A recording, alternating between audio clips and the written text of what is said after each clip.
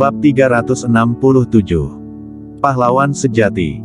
Kingston Jiang mencabut pedang pidana di bawah tatapan mata semua orang. Dia melihati pedang pidana, tiba-tiba menunjuk ke pangeran yang di posisi utama. Ini, seluruh hadirin terkejut. Pangeran juga agak terkejut, jantungnya berdetak kencang, keringat dingin muncul di dahinya. Setelah beberapa detik, dia bereaksi dan berteriak, "Kingston Jiang, apa maksudmu dengan mengarahkan pedang ke Ben Shuai? Apakah kamu ingin memotong Ben Shuai?" Kingston Jiang tersenyum tipis, "Pangeran, kamu terlalu khawatir, saya hanya melambai dengan santai saja." Kingston Jiang mengangkat pedang pidana.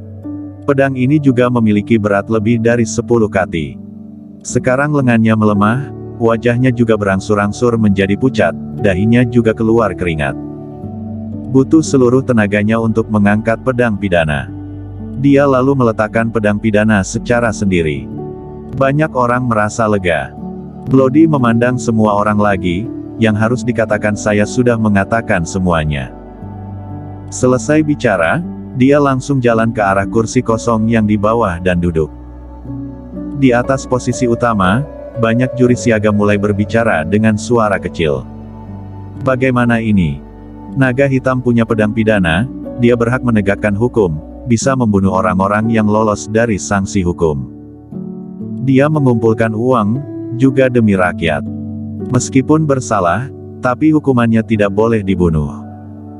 Mendengar suara-suara ini, pangeran jadi sedikit cemas, berkata dengan buru-buru, Kingston Jiang telah melakukan begitu banyak hal, tidak boleh menoleransinya, dia bersimpati dengan rakyat-rakyat Daxia. Ada hukum dan kebijakan kriminal nasional, tidak perlu dia menggunakan cara ilegal untuk mengumpulkan uang, dia hanya berpura-pura melayani rakyat saja. Raja Xiao Yao melihat ke pangeran, bertanya, kalau begitu kamu katakan harus bagaimana? Pangeran berkata, saya menyarankan pemecatan jabatan, penurunan pangkat sebagai warga biasa dan mengambil kembali pedang pidana. Yah, saya setuju. Saya juga setuju, Kingston Jiang membunuh orang dapat dimaafkan karena ada alasannya, tetapi dia menerima uang itu bersalah, sebagai komandan tentara, tidak boleh menerima uang, jika dia tahu para rakyat mengalami kesulitan, seharusnya memberitahu negara dan didukung oleh Departemen Keuangan. Banyak orang berbicara, semua mendukung pendapat pangeran. Para ketua hakim bernegosiasi selama setengah jam baru mencapai kesimpulan. Terakhir, pangeran berdiri, berkata dengan suara jernih, Kingston Jiang memiliki pedang pidana, berhak menegakkan hukum, namun, ketika dia menjabat, menerima uang adalah ilegal, kota Daxia benar-benar tidak dapat menoleransi, sekarang setelah pertimbangan oleh para anggota juri, memutuskan untuk memberhentikan semua jabatan Kingston Jiang, menurunkan pangkatnya sebagai warga biasa, mengambil kembali pedang pidana dan kartu naga hitam. Selesai bicara, pangeran melihat ke arah Kingston Jiang, bertanya, Kingston Jiang, apa kamu dapat menerima keputusan ini? Jika tidak terima, boleh mengajukan permohonan banding, setelah permohonan banding, akan disidang kerajaan. Kingston Jiang mengangguk ringan, berkata dengan lemah, saya menerimanya. Baik, tolong kembalikan pedang pidana, taruh di aula penalti utama. Kingston Jiang berdiri, mengambil pedang pidana, berjalan perlahan menuju aula penalti di bawah sorotan banyak kamera. Di aula utama paling depan, ada sebuah tempat untuk meletakkan pedang. Pada masa tentara naga hitam tidak memiliki komandan, pada masa pedang pidana tidak memiliki pemilik, pedang ini akan menaruh di sini terus. Kingston Jiang datang ke tempat tersebut, berbalik badan dan melihat ke belakangnya, terakhir pandangan matanya tertuju pada pangeran, ujung mulutnya menaik, mengeluarkan senyuman tipis, suatu hari, saya pasti akan kembali ke sini, mengambil pedang pidana, membunuh orang yang pantas dibunuh. Mendengar perkataan ini, jantung pangeran bergetar. Namun, wajahnya malah terlihat dingin, berkata dengan dingin di dalam hati, kamu selamanya tidak akan pernah memiliki kesempatan ini. Kingston Jiang meletakkan pedang pidana. Kemudian melihat ke para anggota juri, bertanya kata demi kata, permisi, bisakah saya pergi sekarang? Raja Xiao Yao membuka mulut dan berkata, boleh. Kingston Jiang melangkah kaki, berjalan selangkah demi selangkah keluar. Banyak kamera telah mengambil adegan ini. Punggung belakang Kingston Jiang saat ini agak bungkuk, sedikit pun juga tidak terlihat seperti dewa perang, seperti orang tua yang akan masuk ke peti mati. Kingston Jiang berjalan keluar dari aula penalti. Di luar aula penalti, telah berkumpul banyak orang. Orang-orang ini datang untuk melihat Kingston Jiang dihukum, tetapi siapapun juga tidak dapat menyangka, hasilnya bisa seperti ini. Melihat perubahan wajah Kingston Jiang, semua orang terdiam. Semua orang mengira itu adalah seekor harimau besar, adalah kanker besar. Namun di luar dugaan, dia adalah seorang pahlawan nasional yang sebenarnya, berdedikasi menjaga keamanan nasional, dan masih memikirkan rakyat-rakyat yang miskin. Orang seperti itu, malah berakhir seperti ini. Berpuluh ribu orang berkumpul di luar aula penalti. 10.000 orang terdiam. 10.000 orang menundukkan kepala. Bahkan banyak wanita yang menangis diam-diam. Kak Kingston. Suara panggilan yang datang dari belakang. Kingston Jiang berbalik-balik melihat Bloody yang mengejar kemari. Bloody mengejar kemari dan bertanya, Kak Kingston, selanjutnya kamu akan pergi kemana?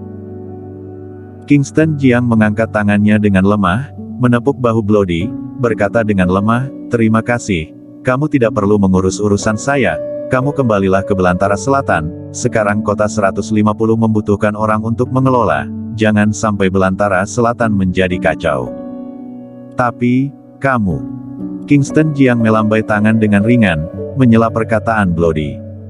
Tenang saja, saya akan baik-baik saja, menggunakan kesempatan ini, saya benar-benar mau istirahat yang baik, saya sudah lelah, saya benaran sudah lelah. Kingston Jiang berkata lalu berbalik badan pergi. Orang-orang di depan pintu secara sadar memberikan jalan. Kingston Jiang berjalan di tengah jalan yang diberikan dari sekumpulan orang.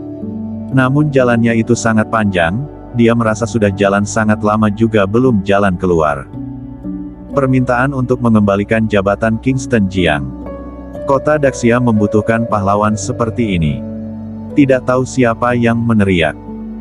Orang lain segera ikut berteriak. Suara tangisannya semakin lama semakin kuat. Kingston Jiang hanya merasakan telinganya berdengung, ini membuat hatinya kesal.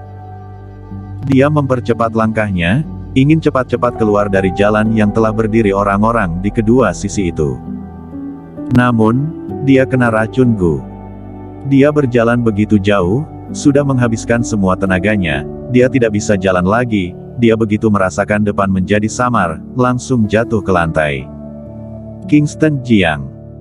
Kintiasu mengikutinya di belakang terus, ketika melihat Kingston Jiang jatuh, dengan cepat bergegas ke situ, memapah naik Kingston Jiang dari lantai.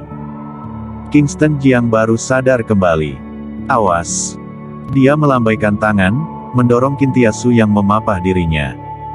Setelah Kintiasu didorong menjauh, tubuh Kingston Jiang tidak stabil, hampir jatuh ke lantai, tetapi dia tetap menahannya lalu berdiri teguh. Dia menegakkan tubuh, berusaha menggeram keluar.